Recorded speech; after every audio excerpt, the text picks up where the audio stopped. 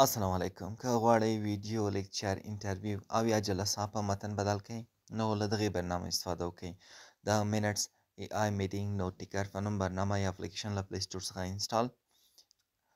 نو له خلاصولو وروسته به تاسو ته درې اپشنه درکړي چې تاسو خپله اواز ثبتوئ او متن یې وباسئ.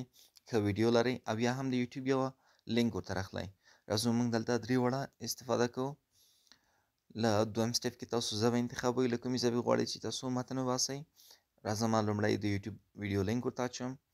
کله چې تاسو ویډیو لینک ورته واچوم نو پروسسینګ شروع کوي. دویم قدم کې زه یو فایل اپلوډ کوم ورته. فرضاً زه راځم یو فایل اپلوډ کوم نو تاسو ګورئ چې هماغه فایل مربوطه یې درته متن وباسه.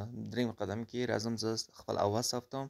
د اواز له ثبتولو وروسته په ټرانسکرایب اینډ سمرایز باندې کلیک وکړئ. په لومړي قدم کې درته د خلاصه راخلی چې ستاسو په دې صفتې کې کوم موارد یا کلیدي مواد شامل وو.